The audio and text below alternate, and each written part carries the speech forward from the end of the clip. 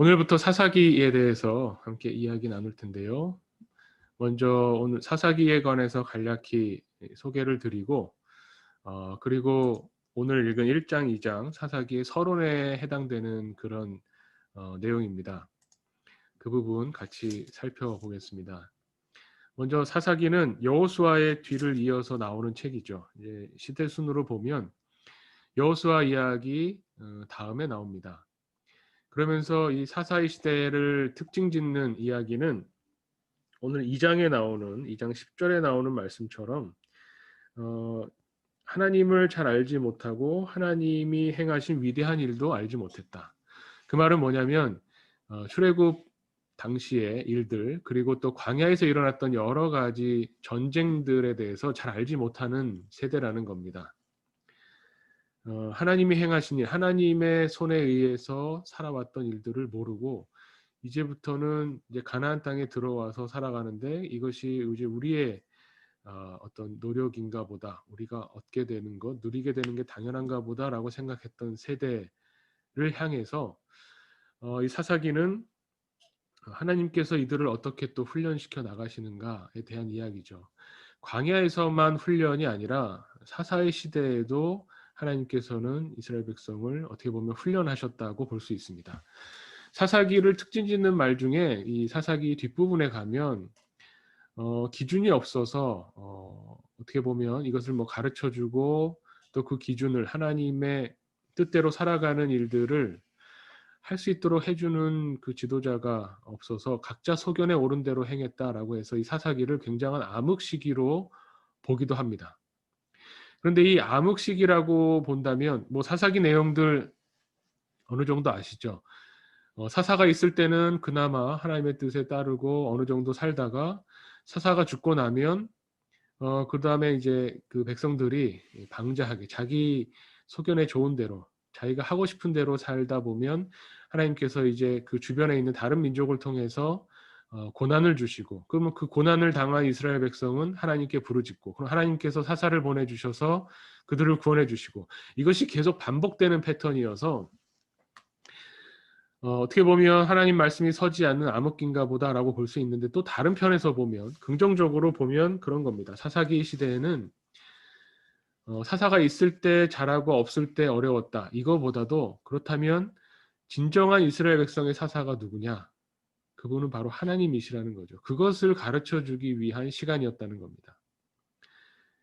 암흑기 같고 고난이 많은 그런 시기지만 그 시기를 통해서 하나님이 우리의 인도자시구나. 하나님이 나의 주님이시구나를 깨달을 수 있다면 또 그 깨닫는 시기가 된다면 그것은 암흑의 시기라고 할 수 없죠. 오히려 하나님과 가까워지는 시기라고 할 수 있을 겁니다. 사사기를 바라보는 그래서 두 가지 관점이 있습니다. 그리고 또 오늘 1 장, 2 장도 어떻게 보면 사사기의 서론이기 때문에 그 내용에 들어가면 사사기 1 장, 2 장에 나와 있는 등장하는 에피소드들이 앞으로 사사기가 펼쳐나가는 일들에 대해서 어떤 그 앞으로의 일들을 미리 보여줍니다. 왜 사사기 1 장, 2 장에 이런 에피소드들을 담았을까? 어떻게 보면 역사에서 그렇게 중요해 보이지 않는 부분도 보이고 중요한 것 같은데 아주 짧게 넘어가기도 하고 이런 것들을 보게 되죠. 이 사사기는 먼저 그 앞에 나오는 여호수아하고 이어집니다. 맥락이 이어집니다.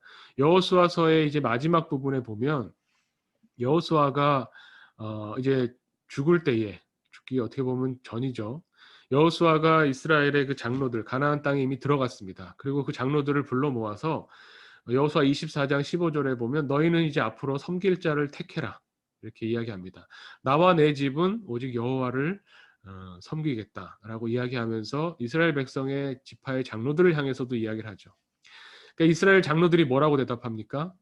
뭐 당연하죠. 우리도 하나님만 섬기겠습니다라고 이야기합니다. 그런데 여호수아서 24장을 보면 특이한 점이 뭐냐면 여호수아가 그렇게 대답하는 그들의 대답을 듣고 아 그렇구나. 너희도 하나님만 섬기겠다고 이렇게 약속하는구나. 이렇게 말하지 않고 너희가 능히 섬기지 못할 것이다. 이렇게 이야기합니다. 아니 나와 내 집은 여호와만 섬기겠다. 너희도 택해라 했는데 우리도 하나님을 택하겠습니다라고 했더니 여호수아는 그걸 인정해주지 않고 너희는 능히 섬기지 못할 것이다 라고 이야기한다는 거죠. 여호수아가 죽고 나서 근데 여호수아의 예상대로 됩니다. 여호수아만큼 강력하고 어떻게 보면 모세 이후에 가나안 땅의 정복 전쟁을 벌이는 과정 중에서 지도자고 어떻게 보면 장군이었던 여호수아가 죽고 난 이후에 눈에 띄는 지도자가 나오지 못합니다. 한동안은. 그러다 보니까 결국 이스라엘 백성들이 광야에서 훈련받았던 것들이 가나안 땅에 들어가서는 힘을 발휘하지 못하는 부분도 나오게 되죠. 오늘 사사기 1장 간단하게만 보면 사사기 1장 앞부분에 그 유다가 올라가서 가나안 족속과 먼저 싸워라 하는 것이 하나님의 이제 말씀이었죠. 근데 유다가 그러면 하나님이 유다 보고 나가서 가나안 족속과 싸워라 하면 나가서 싸우면 되는데 혼자 가지 않고 시몬 지파에 이야기합니다. 같이 가서 싸우자. 이것이 그러니까 그냥 원래 있었던 일이기 때문에 이렇게 기록하는 것도 있지만 이 사건이 이 에피소드가 보여주는 것이 뭐냐면 하나님의 말씀에 전적으로 신뢰하지 못한 게 아닌가라는 생각을 하게 된다는 겁니다. 유다가 나가서 싸우면 능히 이 땅을 그의 손에 넘겨주겠다라고 하나님 말씀하셨는데 우리 힘으로 좀 부족할 것 같으니 시므온 지파도 끌어들여서 더 강력하게 가서 싸워 이기자라고 생각했을 수 있죠. 또 다음에 나오는 에피소드에 보면 이 베색에 가서 사람들을 죽이는데 이 부분에 이제 그 전쟁을 통해서 사람을 죽이는데 10,000명을 죽였다라는 기록이 나오고 또 아도니 베색을 만나서 거기서 이제 싸워서 가나안 족속과 브리스 족속을 죽였는데 그들을 잡아서 엄지 손가락과 엄지 발가락을 잘랐다. 그 잔인한 표현이 나오는가라고 생각이 됩니다. 사사기에는 좀 있는 그대로 잔인한 표현들이 많이 나옵니다. 그런데 굳이 이런 것까지 얘기해야 되나라고 할 때 여기서 중요한 것이 7절에 나옵니다. 1장 7절에 엄지 손가락과 엄지 발가락이 잘린 아도니 베색이 뭐라고 하냐면 내가 과거에 70명의 왕들의 엄지 손가락과 엄지 발가락을 잘라서 여기를 이제 그 지배하고 다스렸었는데 내가 그대로 당하는구나라고 이야기하죠. 이걸 통해 알 수 있는 것이 뭐냐면 이스라엘 백성들 특히 이제 유다 지파가 처음에 가나안 땅에 들어가서 여러 가지 정복 전쟁을 벌이면서 가나안 땅의 사람들이 행했던 일들을 배우고 답습하게 된다는 겁니다. 가나안 땅의 왕이 아도니 베색이 했던 것처럼 갚아주는 겁니다. 근데 갚아준다는 게 뭐냐면 결국 가나안 땅에서 행해졌던 일들을 그대로 따라가게 된다는 거죠. 하나님의 백성이 광야에서 그토록 훈련받고 하나님의 방법대로 하나님을 섬겨야 된다는 것을 성막을 통해서 우리가 출애굽기에서 많이 봤죠. 성막을 통해서 하나님의 법대로 하나님의 규칙대로 하나님을 섬겨야 되고 살아야 된다는 것을 그토록 훈련하고 배웠는데도 가나안 땅에 들어왔더니 벌써 가나안 사람들이 하는 대로 따라가고 배워가게 되는 겁니다. 그래서 그들을 하나님께서 원래 처음 했던 명령은 잔인해 보이지만 가나안 땅에 들어가면 거기 있는 사람들을 다 몰아내고 다 쫓아내고 하나님의 백성들로 하나님의 법도에 맞게 살아라라고 하셨는데 이들을 다 죽이지 않고요. 아도니 베색도 사실은 처형했어야 되는데 거기 보면 예루살렘에 이르러 거기서 그가 죽었다. 그러니까 자연사할 때까지 놔둔 거죠. 이런 것들이 이제 보입니다. 이런 것들 말고도 또 하나만 더 보면 1장 22절에 나오는 에피소드가 있습니다. 이번에는 요셉 가문이죠. 에브라임 지파와 므낫세 지파가 이제 루스라고 불리는 베델을 치러 올라갔는데 거기에서 성읍의 한 사람에게 정보를 얻어서 이 성읍을 점령합니다. 그래서 그 사람과 그 가족들을 놓아보냈다. 25절에 보면 오직 그 사람과 그의 가족을 놓아보냈다라고 이야기가 나옵니다. 그런데 여기도 문제가 있습니다. 마치 이 이야기를 보면은 그 여리고 성을 함락할 때와 비슷한 이야기죠. 라합이 정탐꾼들을 숨겨주고 도와줘서 결국 라합과 그 집안을 이제 멸망시키지 않는 이야기가 나와서 굉장히 흡사한 이야기로 보이는데 차이점이 있습니다. 여호수아 당시에 나오는 여리고성을 점령했을 때와의 차이점이 뭐냐면 그 사람을 놓아보냈다라고 하는 겁니다. 라합 이야기는 우리가 그 뒷이야기가 자세히 기록되어 있지 않지만 알죠. 라합이 그 정탐꾼 중에 한 명과 결혼해서 어떻게 됩니까? 결국 하나님의 백성 안에 들어옵니다. 라합의 가족과 그 집안이 이스라엘 하나님의 백성 안으로 들어와서 함께 하나님을 섬기는 공동체에 속하게 되죠. 그런데 이 사사기 1장 22절에 나오는 에피소드에서는 이 사람을 그냥 보내줍니다.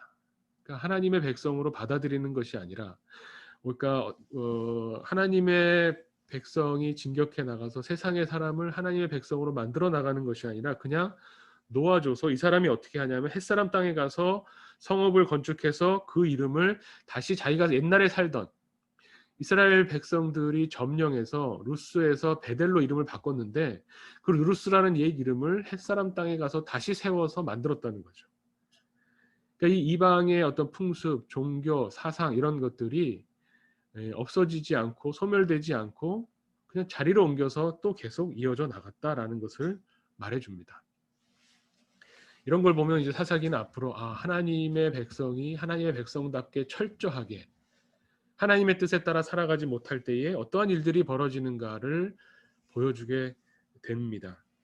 이 장도 아주 간단하게만 보면 아까 말씀드린 것처럼 10절에 그 세대의 사람들도 다 그 조상들에게로 돌아갔고 후에 일어난 다른 세대는 여호와를 알지 못하고 여호와께서 이스라엘 위하여 행하신 일을 알지 못하였더라. 이게 사사기 시대 사람들의 문제점인데, 여기에 대해서 하나님은 어떤 조치를 취하셨느냐. 22절 말씀을 보면요, 21절과 22절 말씀을 보면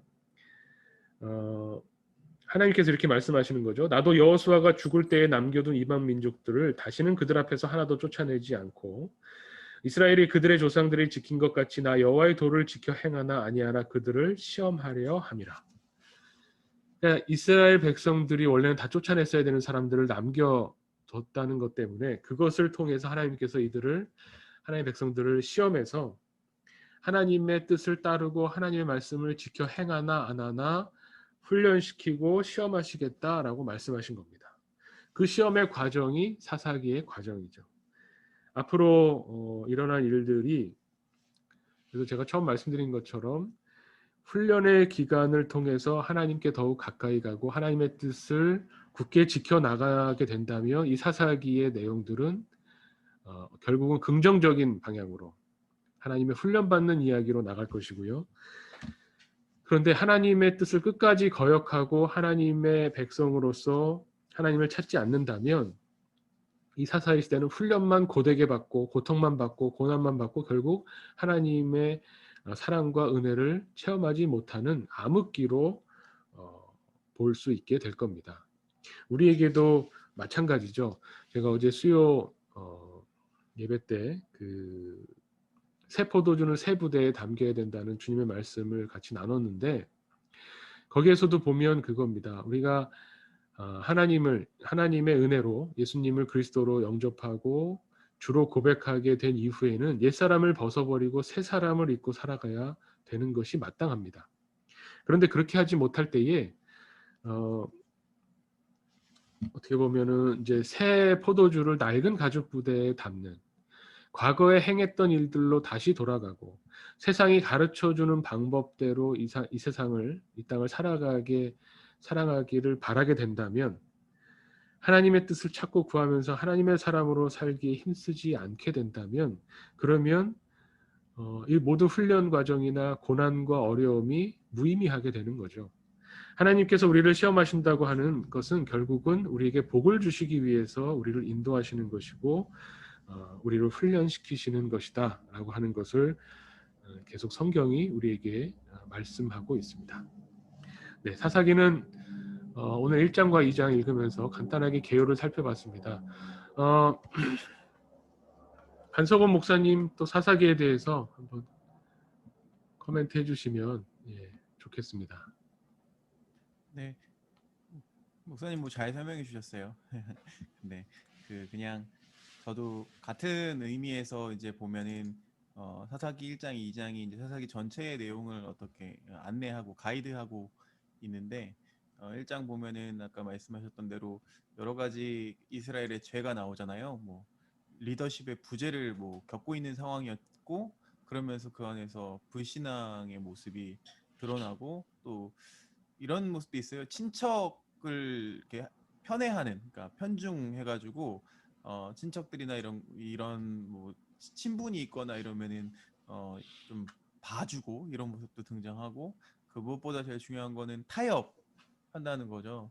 그러니까 타협했던 거는 가나안에 현재 거주하고 있는 그 거민들이 되게 우수한 군사력을 가지고 있는 것이, 그러니까 과거에도 그런 것들 때문에 사실은 더 빨리 들어갈 수 있었음에도 불구하고 가나안에 빨리 들어가지 못했는데, 그 이후에 들어가서도 또 동일하게 우선 군사력 때문에 그 거민들을 쫓아내지 못하죠. 그리고 다른 전쟁들에서 대부분 다 승리했음에도 불구하고 그 땅을 다 영유하지 않습니다. 다 정복하지를 않고요. 그리고 이제 농경 문화권에 살다 보니까 이런 타협들 때문에 결국에는 이스라엘 백성들이 그 가나안의 그 다산, 그다음에 풍요, 그런 신들을 받아들일 수밖에 없게 됐고, 결과적으로는 이제 그런 영적인 타협이 치명적인 결과를 불러일으켜서 가나안에 있던 거민들이 결국에는 이스라엘의 옆구리의 가시가 됐다라고 표현하고 있고, 또 가나안의 그 신들은 이스라엘의 올무가 됐다라고 그 표현을 하고 있습니다. 이 장의 말씀에 표현하고 있어요. 그러니까 우리 삶도 참 마찬가지인 것 같아요. 그 하나님의 소명을 따라 살아간다고 하는데, 세상과의 어떤 영적 거룩한 전쟁에서 하나님과의 언약을 잊어버린 채 그냥 근시안적으로 편이랑 안락을 추구했을 때, 그래서 죄와 적당히 우리가 타협했을 때에 우리가 결국에는 그 세상이 우리가 다스리는 하나님과 하나님 나라가 다스리는 땅이 아니라, 그게 결국엔 옆구리의 가시가 또 올무가 될 수도 있겠구나라는 생각을 사사기 말씀을 통해서 다시 한번 생각해보고, 이 시대가 지금 특히 한국 교회가 이 사사 시대와 같은 비슷한 모습을 보이고 있지 않나라는 생각을 해보게 됐습니다. 네, 네, 목사님 말씀 또 감사합니다. 그렇지. 결국은 성경 말씀을 읽으면서 이것이 우리의 삶에, 또 우리의 지금의 환경과 지금의 처지에 어떤 메시지를 주시고 있는가, 이것을 우리가 이제 받아야죠. 사사기를 통해서 앞으로 계속 하나님께서 어떻게 하나님의 백성들을 훈련해 가시고, 또 어떻게 사사들의 삶을 통해서 우리가 또 어떻게 하나님의 뜻을 찾아갈 것인가 하는 것들을 계속 묵상해 보겠습니다.